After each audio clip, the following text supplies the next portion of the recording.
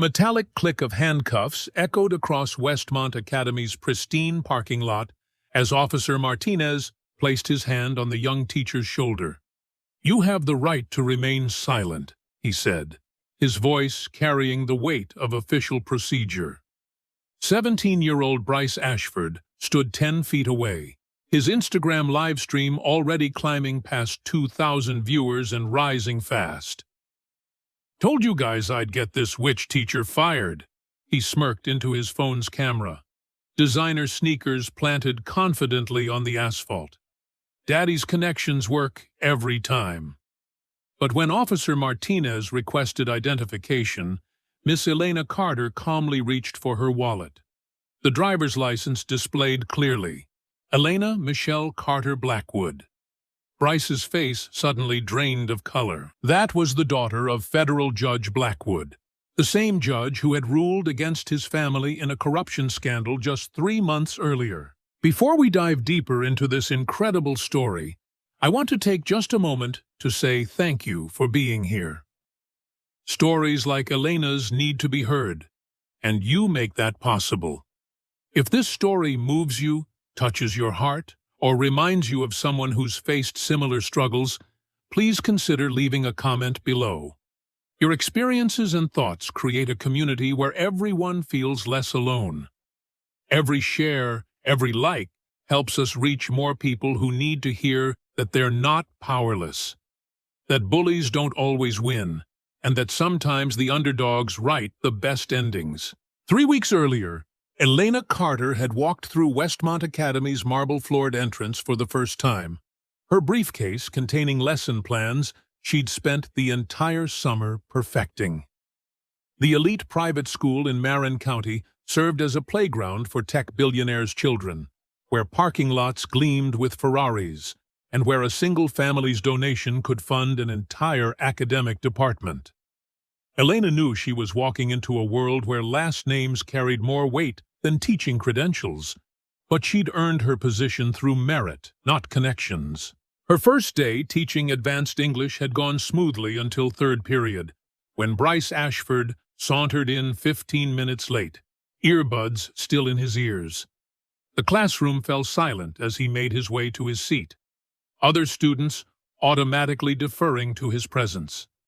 Elena had researched her students beforehand. Bryce's father, Richard, owned one of Silicon Valley's most influential tech companies and served as chairman of Westmont's board of directors. "Mr. Ashford," Elena said evenly, "please remove your earbuds and take out your copy of Gatsby." Bryce looked up with practiced indifference. "Didn't bring it. Besides, I already read this book in 9th grade. Elena noticed the way other students watched this exchange, some with anticipation, others with worry. This was clearly a test. "That's fine. You can share with Madison." The brunette girl beside him, Madison Chen, daughter of a pharmaceutical heiress, slid her book toward Bryce with a sweet smile. Elena continued her lesson about the symbolism of the green light, but she could feel Bryce's eyes on her, measuring, calculating. The real trouble began 2 days later, when Elena handed back graded essays. Bryce stared at the large red C- on his paper, his jaw tightening. After class, he approached her desk with the kind of swagger that came from never facing real consequences. "There's obviously been a mistake," he said, sliding the essay across her desk. "I need this changed to an A." Elena looked up from organizing her files. "I don't see any mistake. Your thesis lacked support, your citations were incomplete, and your conclusion didn't address the prompt." "Look, Ms. Carter." Bryce leaned against her desk, voice dropping to what he probably thought was intimidating. My dad practically owns this school. One phone call from him, and you'll be teaching at some public school in Oakland. Change the grade." Elena set down her pen and met his eyes directly. "Mr. Ashford, grades are earned through effort and understanding, not family connections. If you'd like to improve this grade, you can rewrite the essay following the feedback I've provided." Bryce's face flushed red, You have no idea who you're messing with. Actually, Elena said calmly, I think I have a pretty good idea. That afternoon, Elena sat in her small apartment, grading papers by the light of her desk lamp. Her phone buzzed with a text from an unknown number. Teaching's a dangerous job. Hope nothing bad happens to pretty new teachers. She screenshot the message and added it to a growing digital folder she'd labeled simply Documentation. The next morning brought the first real escalation. Elena arrived at school to find her classroom door covered in printouts, memes mocking her appearance, fake news articles claiming she'd been fired from her previous job for incompetence, and crude drawings that made her stomach turn. Principal Davidson stood nearby, wringing his hands nervously. "Oh dear," he muttered, "vandalism is so unfortunate. I'll have maintenance clean this up right away." Elena pulled out her phone and began photographing everything. "I'd like to file a formal complaint. This constitutes harassment of a faculty member." Davidson's face went pale.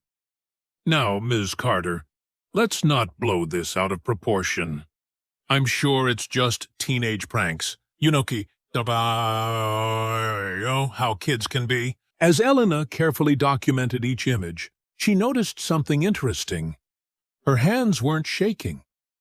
The steady composure that had served her through years of legal proceedings kicked in automatically. She spoke each photo number aloud as she took it, creating an audio timestamp. Most teachers would have been rattled, but Elena Carter had dealt with far worse pressure in federal courtrooms. During lunch, Elena discovered that her school email had been compromised. Fake messages had been sent from her account to male students, containing inappropriate suggestions for private tutoring sessions. Her inbox was flooded with responses from confused parents and concerned administrators. The sophistication of the hack surprised her. This wasn't amateur teenage mischief. Elena immediately contacted IT support, but the damage was spreading fast. Screenshots of the fake emails were circulating on social media, tagged with Predator Teacher and #Westmont Scandal. She watched her professional reputation being systematically dismantled in real time. That evening, Elena made a phone call to a number she'd memorized but hoped never to use. The voice that answered was crisp, professional. "Secure line, go ahead." "Package confirmed," Elena said quietly. "Situation escalating as predicted." "Copy that. Documentation protocols in effect. Handler standing by." Elena ended the call and returned to grading papers. But her coffee cup, bearing the faded logo of the Northern District Federal Courthouse, sat conspicuously on her desk. Most people would assume it was a tourist souvenir, but the worn edges suggested daily use in an environment few teachers had access to. The harassment campaign intensified throughout the week. Elena arrived at school one morning to find her car tires slashed and "Resign" spray-painted across her windshield. Security cameras had mysteriously malfunctioned during the night. When she reported the vandalism, Principal Davidson suggested she might want to park off campus to avoid future incidents. During her third-period class, Elena noticed students receiving text messages simultaneously, their faces lighting up with cruel amusement. Within minutes, her lesson was interrupted by constant phone notifications.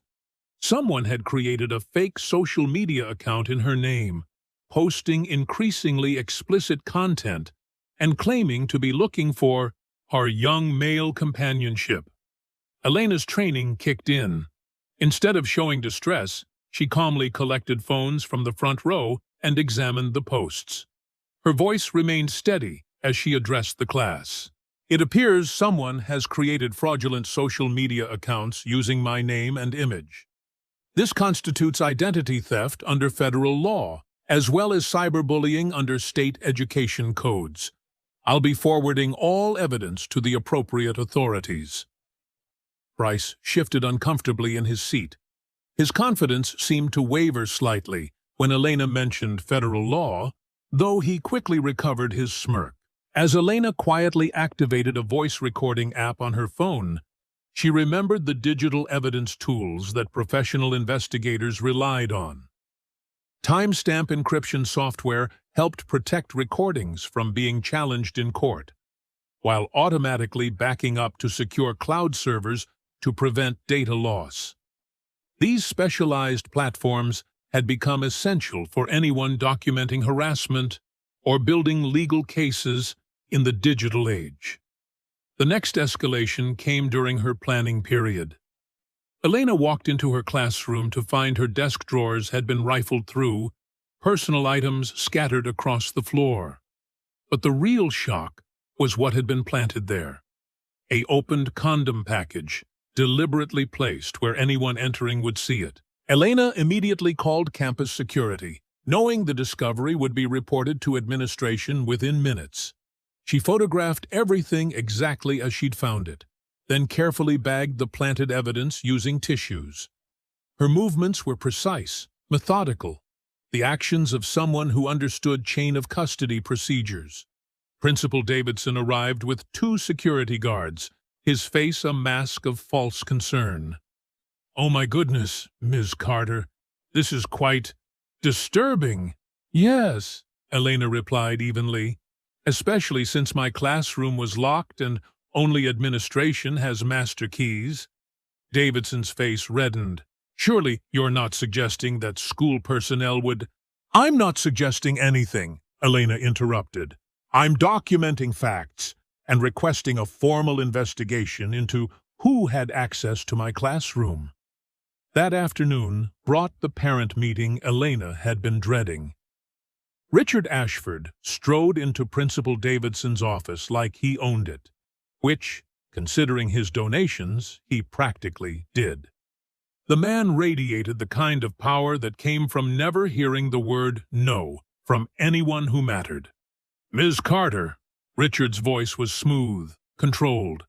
"I think we need to have a frank discussion about your teaching methods." Elena sat calmly, her hands folded in her lap. She'd deliberately chosen a seat that faced the door, a positioning habit that most people wouldn't notice, but that spoke to extensive security training. "Your son is a bright student," Elena replied. "With proper effort, he could excel in my class." Richard leaned back in his chair, studying her.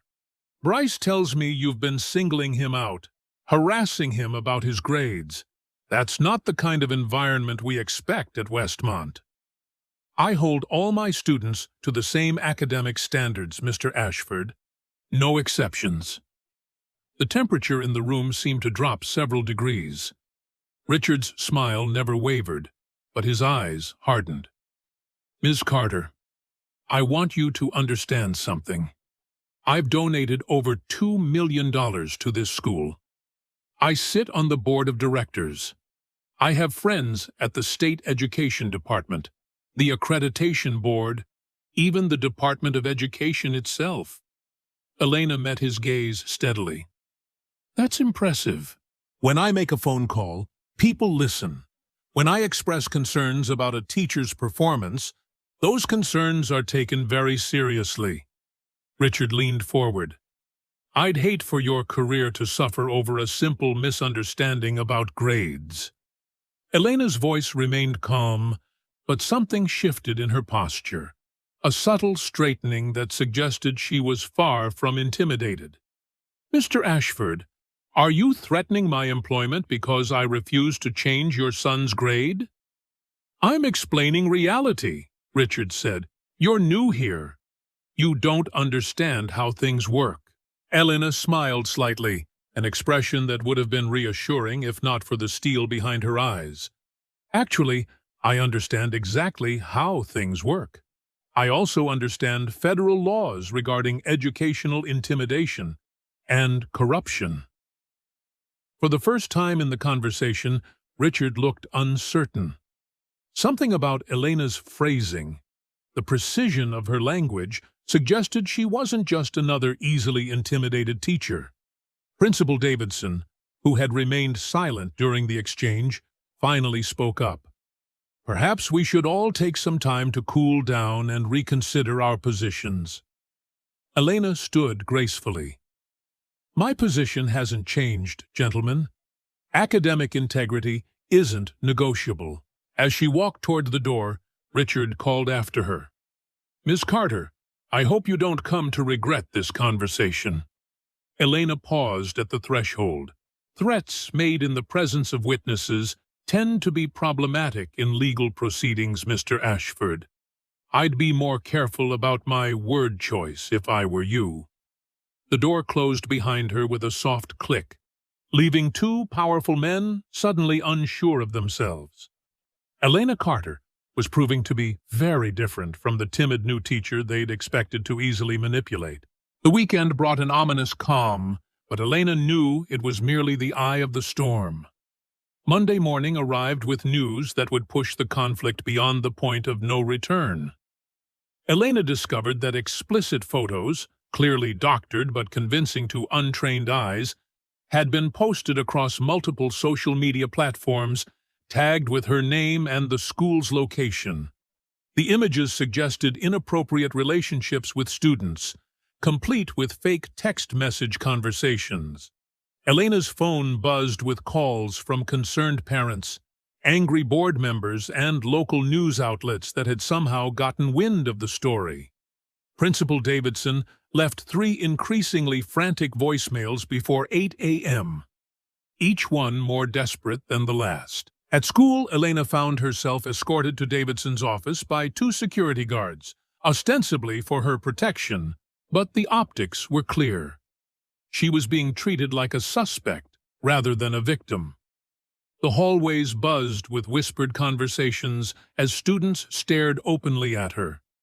Miss Carter, Davidson began, his hands trembling slightly as he shuffled papers on his desk. The board has asked me to place you on administrative leave, pending a full investigation into these allegations. Elena sat calmly, her posture unchanged despite the circumstances. What specific allegations are being investigated? Well, the photos, the inappropriate messages, the complaints about your conduct. Davidson trailed off, unable to meet her eyes. Elena pulled out her phone and began recording.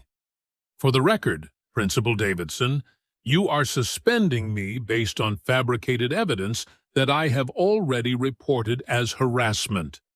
Is that correct? Davidson's face went white. You can't record this conversation without my consent.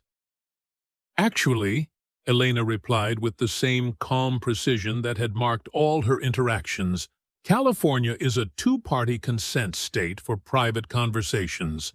However, this is an official disciplinary proceeding at a public institution, which falls under different legal standards. The accuracy of her legal knowledge seemed to unnerve Davidson even more. Most teachers wouldn't know the specific recording laws, let alone cite them with such confidence. Elena's phone buzzed with a text from an unknown number. Still think you're untouchable? Check the parking lot.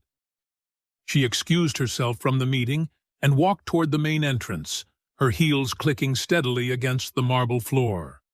Through the glass doors, she could see a crowd gathering around her car. As she stepped outside, her heart sank, but not for the reasons the perpetrators expected.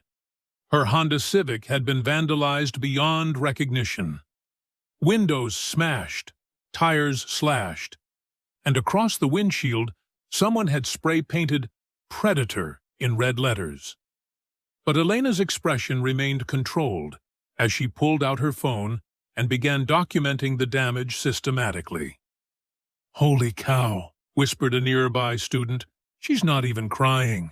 What the gathering crowd didn't notice was how Elena positioned herself while taking photos, always keeping potential threats in her peripheral vision, never turning her back to the crowd, maintaining clear sightlines to exits. These weren't the movements of a panicked teacher. They were the calculated actions of someone with extensive tactical training. Bryce Ashford emerged from the crowd, his phone held high, live streaming the scene to his rapidly growing audience. "There she is, guys," he announced to his viewers. "The perverted teacher who's been harassing students. Look at her car. That's what happens to predators at our school." Elena looked directly at his camera lens. "Mr. Ashford, are you confessing to vandalism on a live broadcast?" Bryce's smirk faltered for just a moment. "I didn't do anything. I'm just documenting what happens to teachers who cross the line." Elena continued photographing the damage, her voice steady as she spoke. "I'm documenting evidence of criminal harassment and destruction of property. This footage will be very helpful for the police investigation." While Elena waited for backup documentation from courthouse records, she realized the importance of legal data preservation platforms. Blockchain-based evidence storage systems didn't just ensure data integrity, but also provided cryptographic proof of tampering attempts, essential for federal court proceedings and civil rights violations. These specialized platforms had become crucial tools for anyone building cases involving institutional corruption or systematic harassment. The situation reached its breaking point that afternoon when Elena was confronted in the faculty parking lot by Bryce and two of his friends. The encounter was brief but telling. When Bryce stepped aggressively into her personal space, Elena's reaction was swift and controlled. She sidestepped his advance with fluid precision, leaving him stumbling forward while she maintained perfect balance. "Whoa," one of his friends muttered. "Where did that come from?" Elena's movements had been subtle but unmistakably trained. Most people wouldn't recognize defensive tactics, but her positioning and reaction time suggested extensive martial arts or law enforcement training. "Stay away from me, Ms. Carter," Bryce snarled, trying to regain his composure. "Or you'll regret it." Elena's response was measured, precise. "Mr. Ashford, that statement constitutes a direct threat against a faculty member. I'm adding it to my formal complaint." That evening, Elena made another encrypted phone call. "Package status update. Subjects escalating as predicted. Ready for Phase 2. Copy that. Federal assets in position. Proceed with final documentation." Elena pulled a manila envelope from her briefcase and removed an official-looking badge. Not a teacher's ID, but something that carried far more authority. The next morning brought the culmination of weeks of systematic harassment. Elena arrived at school to find police cars in the parking lot and Officer Martinez waiting by the main entrance. Principal Davidson stood nearby, wringing his hands and looking like he'd rather be anywhere else. "Ms. Elena Carter?" Officer Martinez asked, approaching with handcuffs visible on his belt. "Yes, officer. You're under arrest for assault on a minor. You have the right to remain silent." As the handcuffs clicked into place, Elena's demeanor remained unnaturally calm. She didn't protest, didn't cry, didn't demand to call a lawyer. Her composed acceptance of the situation was unsettling to everyone watching. Bryce appeared as if on cue, his phone already live-streaming to over 2,000 viewers. "Told you guys I'd get this witch teacher fired," he announced triumphantly. "Daddy's connections work every time." Elena caught his eye and smiled slightly, an expression that should have been reassuring but somehow carried an edge of anticipation. "Ma'am, I need to see some identification," Officer Martinez said, his voice carrying a hint of uncertainty that hadn't been there moments earlier. Elena nodded toward her purse. "In my wallet, officer." Martinez retrieved the driver's license and read the name aloud. Elena Michelle Carter Blackwood. The effect was immediate and devastating. Bryce's live stream audience exploded with comments. "Wait, that's Judge Blackwood's daughter. Holy cow, they just arrested a federal judge's kid. Ashford family is screwed." Richard Ashford's Mercedes pulled into the parking lot at exactly the wrong moment. He stepped out expecting to witness his son's victory, only to hear Officer Martinez reading that name, the name that had haunted his family for months. Blackwood? Richard's voice cracked slightly. As in Federal Judge Margaret Blackwood? Elena met his eyes directly. My father will be very interested to hear about this arrest, Mr. Ashford, especially given your family's ongoing federal investigation. The live stream audience watched in real time as Richard Ashford's face went through several shades of pale. Bryce looked between his father and Elena, finally understanding that he'd made a catastrophic miscalculation. Officer Martinez was already on his radio. Dispatch, I need federal notification protocols. We have a situation involving a federal judge's family member. Within minutes, black SUVs arrived. Federal agents emerged, their presence transforming the scene from a local arrest to something far more significant. Agent Sarah Kim approached Officer Martinez with credentials that made the local cop step back respectfully. We'll be taking custody of this situation, Agent Kim announced. Ms. Carter Blackwood is a federal compliance monitor working undercover to investigate educational corruption. Elena's handcuffs were removed as Agent Kim continued.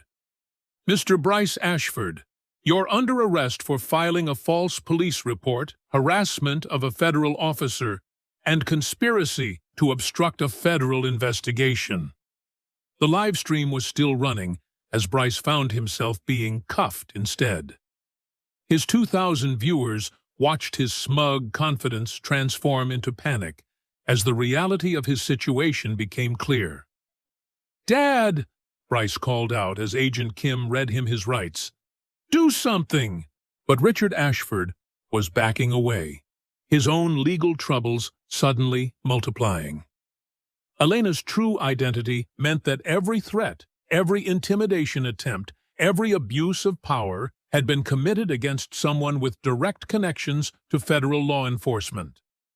Elena retrieved her federal badge from the manila envelope in her car, clipping it to her jacket as news crews arrived. The parking lot had become a circus of flashing lights and shouting reporters. This is Sarah Chen reporting live from Westmont Academy, where what began as a teacher harassment case has exploded into a federal investigation. 6 months later, the transformation was complete. Bryce Ashford was serving 18 months in juvenile detention for multiple federal charges. Richard Ashford's tech empire was under federal oversight. His government contracts permanently revoked. Westmont Academy had undergone complete administrative restructuring under federal supervision. Elena Carter Blackwood sat in her car outside another elite private school, this one in Connecticut. Her new teacher credentials bore a different name, but her mission remained the same. The manila envelope beside her contained another federal badge and a fresh identity. Her phone buzzed with the text from an encrypted number. New package ready for delivery. Asset reports suspicious activities at Hartford Preparatory. Board meeting scheduled for next month. Proceed as planned.